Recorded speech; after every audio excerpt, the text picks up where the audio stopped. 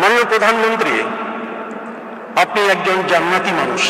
আমরা তেলতেলা হুজুর না, এখন তো কিছু হুজুর দুনিয়াতে সীমিত আকারে জান্নাতের টিকিট বিক্রি করতেছে। হ্যাঁ, কয় প্রধানমন্ত্রী আপনি জান্নাতের 100% জান্নাতি। এখানে প্রধানমন্ত্রীর দোষ নাই, দোষ আমাকে তেলতেলা হুজুরের। কথা বল না কে? উনি কি উন্নয়ন করতেছে না করতেছে সারা দুনিয়ার মানুষ এটা জানে। আমরা হুজুরেরা এখন হালুয়া রুটি হয়ে গেছে। কোরআনের কথা নাই, ইসলামের কথা নাই, তেল মাখার জন্য জান্নাতের টিকিট দিতেছি। এরাই হলো ওলামায়ে সু, এরাই আল্লাহ জাহান্নামে চলে যাবে। জান্নাত দেওয়ার মালিক কে? জাহান্নাম দেওয়ার মালিক কে? 22 হাত তাগরি লাগান, যত বড় মুফতি হন, উল্টা পাল্টা ফতুয়া দিলে আল্লাহর পিডানি খাওয়া লাগবে। আবার আমার মতো ছোট হুজুর, বিরাট হুজুর, আল্লামা ডক্টর মুফতি কাফিল উদ্দিন সাদি কোরআন পড়ছে, হাদিস পড়ছে কিনা আল্লাহ ভালো জানে। এরা আবার ওয়াজ ধরে জিলাপি পাইলে আর তবারক পাইলে। রবিউল আউয়াল মাস আসলে এরা যে এমন ফতুয়া দেওয়া শুরু করে, আছে না নেই এমন হুজুর? জিলাপির প্যাকেট মোটা দেখলে মিলাদ লম্বা করে, আর যেখানে নবীকে বেঈমানরা গালি দেয় তখন নবীর বেঈমানের দুশমনের বিরুদ্ধে মিছিল দেওয়ার জন্য রাস্তায় কেউ মানে না। আছে না নাই মুসলমানেরা? এই হলো হুজুরগো অবস্থা। দুনিয়াতে আল্লাহ পাক 10 জন সাহাবাকে জান্নাতের টিকিট দিয়েছেন। 1 নম্বরে কার নাম বলেন তো? আবু বকর সিদ্দিক রাদিয়াল্লাহু তাআলা। জীবনে একটা মিথ্যা কথা বলেন নাই, সুবহানাল্লাহ বলেন না। আল্লাহর ভয়ে কান্না করেছেন, সে পাবে আল্লাহর জান্নাত। সবাইকে জান্নাতের টিকিট দেন, জান্নাত মামুর বাড়ির কলা না। ঘুমাইতেছেন আপনারা? 2 নম্বর জান্নাতি কে? ওমর ফারুক রাদিয়াল্লাহু তাআলা। 10 বছর ক্ষমতার চেয়ারে ছিলেন, কারো হক কখনো নষ্ট করে নাই। রাতের বেলা ঘুমান নাই। আল্লাহ পাক আমাদের চেয়ারম্যান সাহেবকে উমরের মতো কবুল করে। আরে ভাই জোরে বলেন না। 3 নম্বরে কে? ওসমান। ওসমান ইসলামের জন্য সব সম্পদ দান করেছে। আল্লাহ পাক বলে দুনিয়াতে সবাই গরিব। ইয়া আইয়ুহান নাস আনতুমুল ফুকারাউ ইলাল্লাহ আল্লাহু হুয়াল গনিয়ুল হামিদ। আল্লাহ নবী বলেন আল্লাহ সবাই আমরা গরিব, আপনি ধনী আর ওসমান ধনী। আল্লাহু আকবার। সেই ওসমান দুনিয়াতে জান্নাতের টিকিট পেয়েছে, যাকে তাকে জান্নাতের টিকিট দেওয়া যাবে না। 4 নম্বরে হযরতে আলী রাদিয়াল্লাহু তাআলা। নবী যার ব্যাপারে বলেন আনা মাদিনাতুল ইলমি ওয়া আলী বাবুহা, আমি নবী হলাম ইলমে দ্বীনের শহর, আর ইলমে দ্বীনের শহরের দরওয়াজা হলেন আমার আলী। দুনিয়াতে হযরত আলী 10 বছর ক্ষমতা চালাইছেন, কারো হক নষ্ট করে নাই। আর আমরা তো হক নষ্ট শুধু করতেছি না, বাঁশ দিতেছি। আমগো জন্ম জান্নাত। এই কথা আবার কেউ মাইন্ড করিয়েন না, হুজুর সরকারকে বাঁশ দিলেন। আমরা বাঁশ দিলাম ওই দুনিয়াদার হুজুরদের। ভালো কাজ যদি কেউ করে সেটা বলতে হবে। আমাদের দাবি প্রধানমন্ত্রীর কাছে আছে না নাই? আরে কথা কয় না কেন? শুধু আওয়ামী লীগের প্রধানমন্ত্রী শেখ হাসিনা না আমাদেরও প্রধানমন্ত্রী? বলুন প্রিয় ভাইয়েরা, এ নিয়ে প্রোপাগান্ডা করার কিছুই নাই। আমি আবার বলছি, আপনি ক্ষমতায় থাকেন, আমাদের কোনো আপত্তি নাই। গতকালকে পিসা হুজুর যেমন আমার শায়েখ ও মুর্শিদ লম্বা একটা লং মার্চ করেছে শ্রদ্ধা উদ্যানে, এত বড় সমাবেশ করেছে, সেখানে পুলিশ ভাইরা পাহারা দিয়েছে, প্রোটোকল দিয়েছে। ওখান থেকে পিসা হুজুরের বক্তব্য ছিল আলেম ওলামাদের ছেড়ে দেন। আমার মনে হয় এটাই কাজে লাগছে। ঠিক না ভাই? ঠিক। আল্লাহ রাব্বুল আলামিন বলেন فَمَن يَعْمَلْ مِثْقَالَ ذَرَّةٍ خَيْرًا يَرَهُ وَمَن يَعْمَلْ مِثْقَالَ ذَرَّةٍ شَرًّا يَرَهُ। 30 নম্বর পারা সূরা জিলজালের শেষের 2 আয়াত।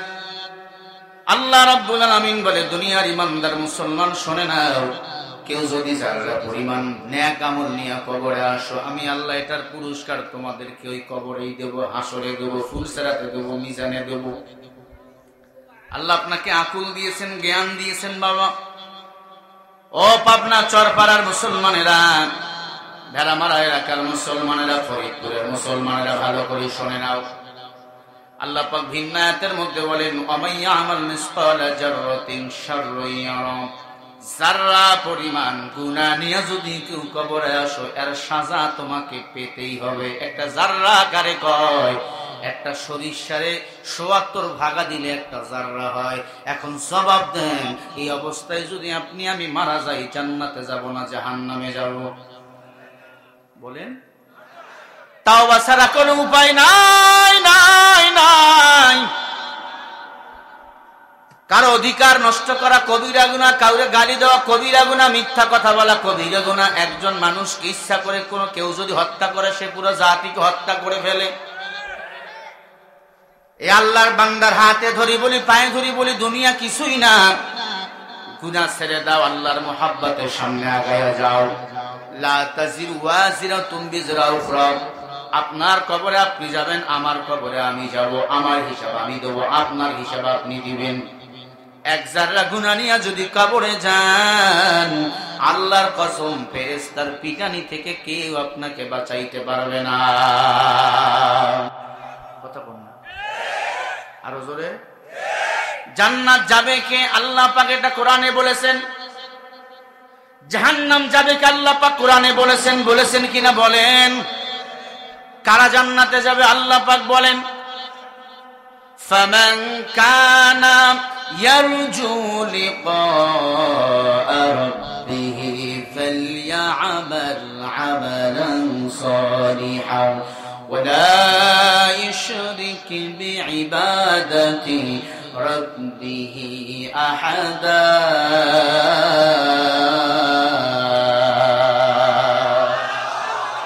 আর ওয়াস্তে করে বলেন। সূরা কাহফ 16 নম্বর পারা 110 নম্বর আয়াতের শেষের অংশে আল্লাহ পাক বলেন, যারা নেক আমল করবে আর শিরিক মুক্ত ইবাদত করবে, আমি আল্লাহ তাদের সাথে জান্নাতে মোলাকাত করব। জান্নাতে পাবে তুমি মহান প্রভু আল্লাহ দিদার। জান্নাতে পাবে তুমি নাজ নিয়ামত ভর। জান্নাতে পাবে তুমি হুরে গেল মানে যা চাবে। জান্নাতের সবনে আমার তোমায় স্বাগতম জানাবে। শর্ত একটাই, তোমাকে দিতে হবে কুরবানি। শর্ত একটাই, তোমাকে দিতে হবে কুরবানি। করতে পারো তুমি যদি, করতে পারো তুমি যদি ওই আল্লাহর গোলামি। ওহ মায়া ঘেরা রঙিন পৃথিবী, নয়তো সুখের খনি। জান্নাত চির সুখীর ঘর, জান্নাত চির সুখীর ঘর। যদি জানতে ওগো তুমি,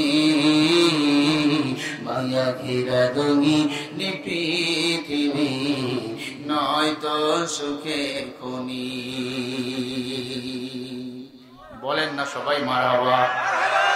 সবাই কি জান্নাতে যেতে চান? কান খুলে শুনে রাখেন, দুইটা আমল করবেন। হে ভাই, 1 নম্বরে বেশি বেশি নেক আমল করবেন, 2 নম্বরে শিরিক মুক্ত ইবাদত করবেন। মানুষ যখন কথায় কথায় শিরিক করে, আছে না? কেউ বলে আমাদের প্রভু হলো জনগণ, আমাদের প্রভু আর কেউ নাই, এটা শিরিক। আমাদের প্রভু মালিক কে? আরো জোরে বলেন, কে? আল্লাহ কয়জন? আরো জোরে বলেন। আল্লাহর সাথে পাল্লা যারা দিয়েছে, তাদের পতন এই দুনিয়াতেই আরো জোরে বলেন। এ আল্লাহর বান্দা, যদি কেউ ভালো কাজ করে, আল্লাহ পাক বলেন আমি আল্লাহ তার সাথে জান্নাতে মোলাকাত করব। মোলাকাত আমাদের সবার এক মিলান দিলে একটা, আমরা সবাই জান্নাতে যেতে চাই। এখানে আওয়ামী লীগের ভাইরা আছেন, এখানে বিএনপির ভাইরা আছেন, জাতীয় পার্টি জাসদ বাসদ চরমনাই উজানি সব দলের লোকেরা এখানে আছেন। সবাই আমরা জানি এই দুনিয়াতে বেশি দিন থাকবো না। হায়াত যেদিন থাকবে না, অন্ধকার কবরে আমাকে যেতেই হবে। যদি আমি শিরিক করে যাই, আমলের বস্তা ট্রাকে ট্রাকে কইরা নিয়ে যাই, ওই আমল আল্লাহর দরবারে কোনো কাজে লাগবে না। যেই আমল থাকবে ভেজাল মুক্ত, আল্লাযী খালাকাল মাউতা ওয়াল হায়াতা লিয়াবলুয়াকুম আইয়ুকুম আহসানু আমালা। উলামা ইকরাম মুফাসসিরগণ ভালো করে একটু শুনেন, আল্লাহ আহসানু বলেছেন, আকসারু আল্লাহ বলেন নাই। আল্লাহ পাক বলেন কেউ যদি ভালো আমল করে আমি আল্লাহর কাছে ফিরে আসে, আমি আল্লাহ তাদেরকে আমি আল্লাহ ক্ষমা করে দিয়া জান্নাত পর্যন্ত পৌঁছে দেব। যেমন আমাদের বাংলাদেশের প্রধানমন্ত্রীকে আমি আজ ধন্যবাদ দিয়েছি একটু আগে লাইভে। তিনি আজকে একটা ভালো কাজ করেছেন। বাংলাদেশের এক ছোট হুজুর রফিকুল ইসলাম মাদানীকে মুক্ত করে দিয়েছেন। আল্লাহু আকবার। ভালো কাজ করলে সেটা বলতে হবে। আমি প্রধানমন্ত্রীকে ধন্যবাদ দেই। রফিকুল ইসলাম মাদানীর মা অনেক দিন থেকে কান্নাকাটি করতেছিল, ছোট মানুষ।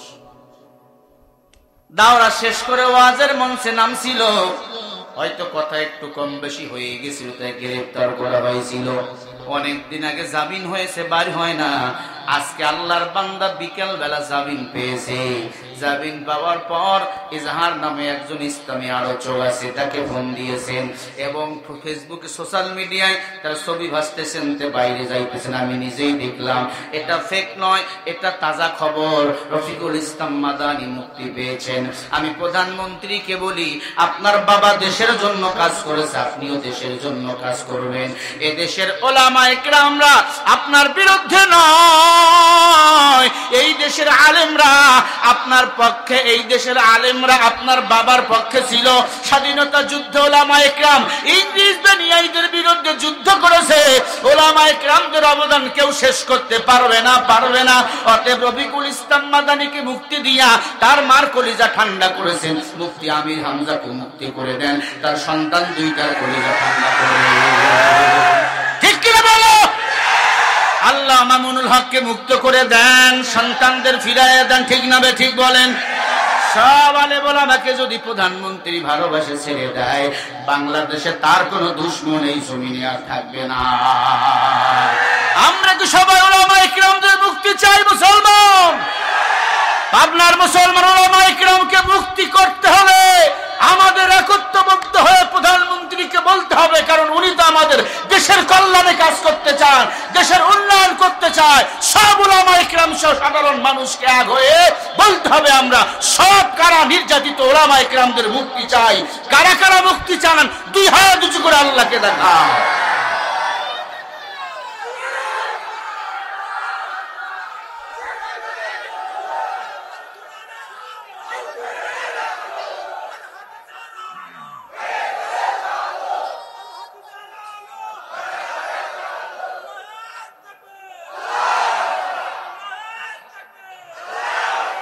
ভাইয়ারা রাগ করলেন আপনারা? কিছুদিন পরে হলেও ওদের বুদ্ধি খুলছে। এতদিন হ্যাঙ্গিং হয়েছিল মাথাটা। আমি ধন্যবাদ দিই প্রধানমন্ত্রীকে জন্য।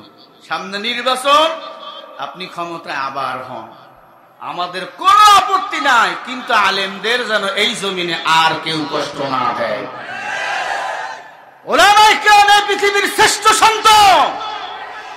আল উলামা ওয়ারাসাতুল আম্বিয়া, ওলামায়ে কেরাম রাসূলের ওয়ারিস। আমরা রাসূল পাই নাই, নবী পাইছি, নবী পাই নাই, আমরা আলেম পাইছি, ঠিক কিনা? আলেমের চেহারার দিক তাকাইলে রাসূলের চেহারার দিক তাকানো সব আল্লাহ আমলনামা দান করে দিবেন। আরে ভাই জোরে বলেন সুবহানাল্লাহ। এই কথা আবার কেউ মাইন্ড করিয়েন না। হুজুর সরকারকে বাঁশ দিলেন, আমরা বাঁশ দিলাম ওই দুনিয়াদার হুজুরদের।